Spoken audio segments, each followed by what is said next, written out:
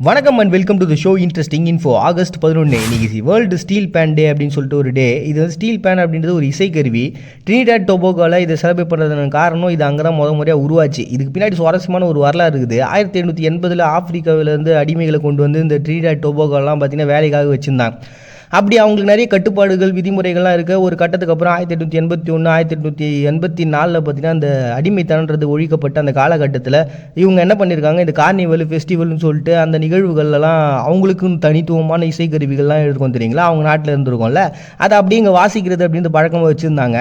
But ஆனால் அதில் ஏற்பட்ட அந்த கலவரங்கள் இதனால் என்ன பண்ணிட்டாங்கன்னா இதுக்கு வந்து தடை அப்படின்னு சொல்லிட்டு அப்போ இருந்தவங்க அவங்களை கண்ட்ரோல் பண்ணியிருந்தவங்களாம் விதிச்சிட்டாங்க. அதனால் வேறு வழி இல்லாமல் என்ன பண்ணுறதுன்னு சொல்லிட்டு அவங்க யோசிச்சுட்டு இருந்த சமயத்தில் தான் பார்த்தீங்கன்னா இந்த மாதிரி கையில் கிடச்ச பொருட்கள்லாம் வச்சு அதை இசையாக மாற்றுறது அப்படின்ற ஒரு வழக்கமாக வச்சுருந்தாங்க. அப்போ தான் இந்த ஸ்டீல் பேனை யூஸ் பண்ணி அதுலேருந்து வரக்கூடிய இசைக்கருவின்றது பயங்கர பிரபலமாக ஆரம்பிச்சிச்சு. அது எல்லாருக்கும் பிடிக்கும் ஆரம்பிச்சிது. அதனால தான் பார்த்தீங்கன்னா இந்த ஒரு இசைக்கருவி அப்படின்றது அப்படியே அங்கே உருவாக ஆரம்பிச்சு இன்றைக்கி அது பயங்கர பிரபலமாக எல்லோரும் வாசிக்கக்கூடிய ஒரு முக்கியமான இசைக்கருவியாக மாறிடுச்சு. இது வந்து அவங்களுடைய கலாச்சாரம் மரபு இல்லை, எல்லாத்தையுமே வந்து அவங்க மறந்துருந்தாலும் அது மாற்றிருந்தாலும் பட் ஆனால் அந்த இசைக்கு அவங்க கொடுக்கக்கூடிய இம்பார்ட்டன்ஸும் அதை மறக்காமல் அதை அப்படி ஃபாலோ பண்ணுறது அப்படின்றது ஐக்கிய நாடுகள் சபைக்கே வந்து ஒரு மிகப்பெரிய ஆர்வத்தை கொடுத்துருச்சு. அதனால தான் 2023 பார்த்தீங்கன்னா ஐக்கிய நாடுகள் சபை இதுக்கு ஒரு ஆதரவு தெரிவித்து அது ஒரு இம்பார்ட்டண்டான கருவியாக வந்து அறிவித்து அது மூலமாக இந்த வேர்ல்டு ஸ்டீல் பேன் டே அப்படின்னு சொல்லிட்டு ஒரு டே வந்து உருவாகிறாங்க. அப்படி உருவாக்கப்பட்ட தினத்தை தான் பார்த்தீங்கன்னா ஆகஸ்ட் 11 ட்ரினிடாட் டொபாகோவில் இருக்கக்கூடியவங்களாம் செலிப்ரேட் பண்ணுறாங்கப்பா. நேஷனல் பிரசிடென்ட் ஜோக் டே அப்படின்னு சொல்லிட்டு அமெரிக்காவில் ஒரு டே செலிப்ரேட் பண்ணுறாங்க. இதுக்கு பின்னாடி இருக்கக்கூடிய வரலாறு என்னன்னா, ரொனால்ட் ரீகன் 1984 இந்த மைக் டெஸ்ட்லாம் பண்ணிட்டு இருந்தாங்க. அப்போ அங்கே இருக்கக்கூடிய அந்த மைக் டெஸ்ட் பண்ணிட்டு இருந்த சமயத்தில் என்ன பண்ணிட்டாரு, இந்த மாதிரி நாங்கள் ரஷ்யாவை வந்து தடை பண்ணுறோம், அவங்க மேலே வந்து இன்னும் 5 நிமிஷத்தில் குண்டு போட போகிறோம்னு சொல்லிட்டு சும்மா விளையாட்டாக சொல்லியிருக்கிறாரு. ஆனால் ஒரு ஜனாதிபதியாக இருக்கக்கூடியவர் இந்த மாதிரி சொல்லும்பொழுது அதை என்ன பண்ணிட்டாங்க, அதையும் ரெக்கார்ட் பண்ணி அங்கே இருக்கக்கூடிய வானொலி எல்லாத்துலேயும் வந்து பரப்ப ஆரம்பிச்சிட்டாங்க. அது ஒரு பெரிய சர்ச்சையும் ஏற்படுத்த ஆரம்பிச்சிச்சு. ரஷ்யாவை என்ன பண்ணிட்டாங்கன்னா அதுக்கு ஒரு பெரிய கண்டனத்தையும் தெரிவிக்க ஆரம்பிச்சிட்டாங்க. ஏன்னா ஆல்ரெடி அவங்களுக்குள்ள பனிப்போர் அப்படின்றது போயிட்டு இருந்ததுல, அதனால் இது ஒரு பெரிய சர்ச்சையாக போய் முடிவை ஒரு 2 வருஷமாக இந்த கேஸ் அப்படின்றது போயிட்டே இருக்குது. எல்லாரும் அதுக்கு ஒரு பெரிய எதிர்ப்பு தெரிவிக்கிறாங்க. பட் ஆனால் ஒரு கட்டத்துக்கு அப்புறம் அது ஒரு சாதாரண ஒரு நிகழ்வு தான், ஒரு ஹியூமன் எல்லாருக்கும் இருக்கக்கூடிய ஒரு நிகழ்வு தான் இந்த நகைச்சுவை உணர்வு அப்படின்ற ஒரு விஷயம். அதை ஒரு ஜனாதிபதி ஒரு இடத்துல அதுவும் டெஸ்ட் பண்ணுறதுக்காக பண்ண ஒரு விஷயம், அதை ஏன் நம்ம இவ்வளோ பெருசாக பேசணும் அப்படின்னு சொல்லிட்டு அதுக்கு ஆதரவு தெரிவிக்கக்கூடியவங்களும் உருவானாங்க. அதனால தான் இந்த நகைச்சுவை உணர்வுன்றது எல்லாருக்கும் இருக்கிற ஒன்று தான், அது வந்து பிரசிடென்ட்டுக்கும் இருக்கும் அப்படின்னு சொல்லக்கூடிய ஒரு நாளாக நேஷனல் பிரசிடென்ட் டே அப்படின்னு சொல்லிட்டு அமெரிக்காவில் ஒரு டே வந்து செலிப்ரேட் பண்ணுறாங்க ஆகஸ்ட் 11. நெக்ஸ்ட் டே லாட்வியாவில் இன்றைக்கி ஃப்ரீடம் ஃபைட்டர்ஸ் டே அப்படின்னு சொல்லிட்டு ஒரு டேங்க. லாட்வியா என்ன பண்ணாங்கன்னா தங்களை சுதந்திர நாடாக 1918 அறிவித்தாங்க. பட் இருந்தாலும் அந்த சமயத்தில் ரஷ்யா தான் இவங்களோட கண்ட்ரோலில் வச்சுருந்தாங்க. அவங்களோட சோவியத் யூனியன் அப்படின்றதெல்லாம் கலைய ஆரம்பிச்சுது. அதனால் அதுக்கப்புறம் என்ன பண்ணாங்கன்னா அவங்களுக்குன்னு உரிய பகுதிகள்லாம் வந்து போரிட்டு அந்த பகுதி தங்களோட இணைச்சிக்கிறதுக்காக நிறைய முயற்சிகள்லாம் பண்ணாங்க.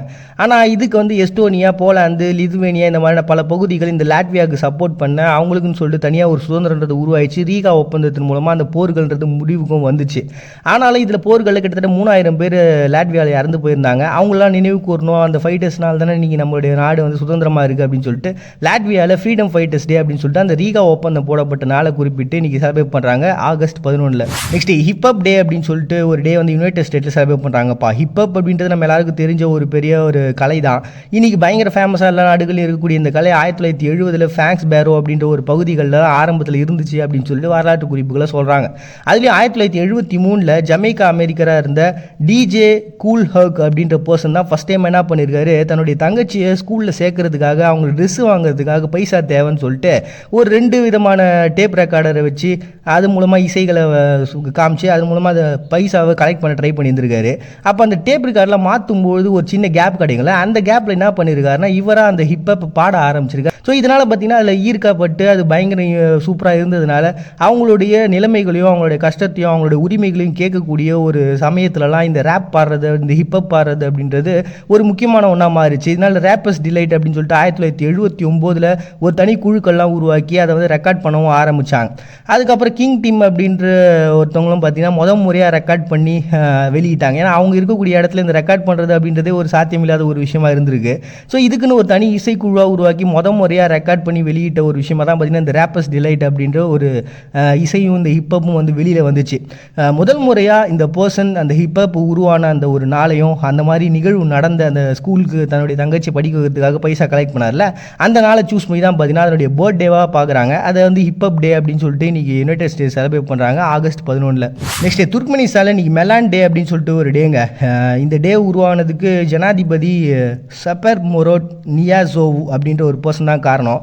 1994 தான் இந்த டே உருவாக்குனார். ஏன்னா இந்த துர்க்மெனிஸ்தானை பொறுத்த வரைக்கும் அங்கே உருவாகக்கூடிய இந்த மெஸ்க்மெலான்றக்கூடிய இந்த பழம் வந்து பார்த்திங்கன்னா பயங்கர ஃபேமஸ். அவங்களுடைய காலநிலைக்கு ஏற்ற மாதிரி பார்த்திங்கன்னா இது பயங்கரமான விளைச்சலை கொடுக்கும். 1600 வகையான மெஸ்க்மெலான்ஸ் வந்து இன்றைக்கி உலகம் முழுக்க இருக்குது. அதுலேயும் 400 வெரைட்டி பார்த்திங்கன்னா துர்க்மெனிஸ்தான் தான் விலை தான். அப்போ எவ்வளோ இம்பார்ட்டன்ஸ் அது கொடுப்பாங்க. ஏன்னா அவங்க நாட்டில் வந்து இந்த விவசாயன்றது தான் ரொம்ப இம்பார்ட்டண்ட்டு. அதுலேயும் இந்த வீட்டு அதுக்கப்புறம் அந்த விவசாய பொருட்களாக இருக்கக்கூடிய மற்ற பொருட்களை வச்சு தான் அவங்க வாழ்ந்துட்டு இருக்காங்க. அதில் ரொம்ப இம்பார்ட்டண்ட்டாக பார்த்திங்கன்னா இந்த மெலான்ஸ் வந்து விளைவிக்கிறாங்க. ஸோ அதனால தான் பார்த்திங்கன்னா அதுக்கு ஒரு இம்பார்ட்டன்ஸ் கொடுக்கணும்னு சொல்லிட்டு இந்த டே உருவாகிறாங்க. இதே நாளில் வந்து பார்த்திங்கன்னா அவங்க பார்டர் கார்டு டே அப்படின்னு சொல்லிட்டு இன்னொரு டே செலிப்ரேட் பண்ணுறாங்க. இது காரணம் 1992 அந்த ஒரு அமைப்பு உருவாக்கி பார்டர் கார்ட்ஸ் உருவாக்கின அந்த நாளில் அது டேவும் செலிப்ரேட் பண்ணுறாங்க ஆகஸ்ட் 11. நெக்ஸ்ட் மவுண்டன் டே அப்படின்னு சொல்லிட்டு ஜப்பானில் ஒரு டேங்க. ஜப்பானை பொறுத்த வரைக்கும் முக்கால்வாசி இந்த மலைப்பாங்கான பகுதிகள் தான். 2016 தான் இந்த டேட்டை வந்து அவங்க செலிப்ரேட் பண்ண ஆரம்பித்தாங்க. அவங்க நாட்டில் வந்து பார்த்திங்கன்னா புஜி மலைன்னு சொல்லிட்டு ஒரு மலை 3776 மீட்டர் உயரமாக இருக்கக்கூடிய பெரிய மலையாக ஒரு மலை இருக்குது. அதை தாண்டி பேரி மலை, மவுண்ட் கிடா, மவுண்ட் குடோரி அப்படின்னு சொல்லிட்டு ஏகப்பட்ட மலைகள் இருக்குது. இவங்க வந்து பார்த்திங்கன்னா பெருசாக இயற்கைக்கு எந்த பாதிப்பும் இல்லாமல் இயற்கையோடு ஒன்றி வாழக்கூடிய ஒரு கலாச்சாரத்தை வச்சுருக்கவங்க தான் ஜப்பான். அப்படி இருந்து எதுக்காக இந்த மலைகளை கொண்டாடுறதுக்கு ஒரு டே அவங்க உருவாக்குனாங்க அப்படின்னா ஆகஸ்ட் மாதத்தில் எந்த லீவும் இல்லையாங்க. அதனால் வேறு வழி இல்லாமல் ஏதாவது ஒரு லீவை உருவாக்கணும்னு சொல்லிட்டு அதுக்காக தான் இந்த டேவை உருவாக்கி இருக்கிறாங்க. அப்படி உருவாக்கப்பட்ட ஒரு தினமாக தான் மலைகள் தான் நம்ம நாட்டுடைய ஒரு இளவரசிகள். அவங்களுடைய கண்ட்ரோலில் தான் நம்ம வாழ்ந்துட்டு இருக்கோம், நம்மளோட தெய்வமாக பார்க்குறோம் அப்படின்னு சொல்லிட்டு பல விதமான எண்ணங்களோட உள்ளே வச்சு கொண்டாடக்கூடிய ஒரு நாள் தான் மவுண்டைன் டே அப்படின்னு சொல்லிட்டு ஒரு டே வந்து ஜப்பான் செலிப்ரேட் பண்ணுறாங்க ஆகஸ்ட் 11. நெக்ஸ்ட் சாட் இண்டிபெண்டன்ஸ் டே அப்படின்னு சொல்லிட்டு ஒரு டேங்க. சாட் அப்படின்றது பார்த்தீங்கன்னா உலகத்திலே 7வது ஏழ்மையான நாடு அப்படின்னு சொல்லிட்டு பட்டியலில் இருக்குது. ஏன்னா அவங்க நாட்டில் கிட்டத்தட்ட 80% மக்கள் வந்து வறுமையில் தான் இருக்கிறாங்க. அவங்க நாட்டில் 1960 சோடியம் கார்பனேட் இருக்குன்னு சொல்லிட்டு கண்டுபிடிச்சாங்க. இருந்தாலும் மற்ற நாட்டில் இருக்கவங்க வந்து அது எடுக்கிறதுக்கு ரொம்ப தயங்கினாங்க. ஏன்னா உள்நாட்டு போர்ன்றது நடந்துகிட்டே இருந்தது. அதை தொடர்ந்து 2000 எண்ணெய் வளங்கள் இருக்கிறதையும் கண்டுபிடிச்சாங்க. இருந்தாலும் அந்த டெவலப் பண்ணுறது பெரிய லெவலில் இல்லை. 48% அடிப்படை வசதிகளோட மட்டும்தான் அங்கே இருக்கிறாங்க. மிச்சம் இருக்கக்கூடியவங்களாம் அடிப்படை வசதி கூட இல்லாமல் அங்கே வாழ்ந்துகிட்டு இருக்காங்க. இதனால் ஐக்கிய நாடுகள் சபை பயங்கரமான ஒரு வருத்தத்தை தெரிவித்தாங்க, இப்படி ஒரு நாடு இருக்குது அப்படின்னு சொல்லிட்டு.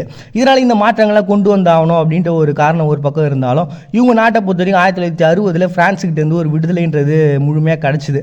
அப்படி கிடச்சா அந்த நாள் தான் இன்றைக்கி சாட் வந்து இண்டிபெண்டன்ஸ் டே அப்படின்னு சொல்லி செலிப்ரேட் பண்ணுறாங்க ஆகஸ்ட் 11. போதுங்கிற எண்ணம் வளர்ச்சியை தடுத்துறோம் உண்மைதான். போதுங்கிற மன அமைதியை கொடுக்கும், அதுவும் உண்மைதான். ஆனால் அதில் எது சந்தோஷத்தை நமக்கு கொடுக்குங்கிறத நாம தான் தீர்மானிக்கணும். ஏன்னா சந்தோஷங்கிறது நம்ம மனசை பொறுத்தது தான். மறுபடியும் எல்லாரும் நாளைக்கு வந்து சந்திக்கிறாரு. உங்கள்கிட்ட விடைபெறுவது நான் பாண்டிய. நீங்கள் பார்த்துட்டு இருக்கேன் இந்த நிகழ்ச்சி இன்ட்ரெஸ்டிங் இன்ஃபோ.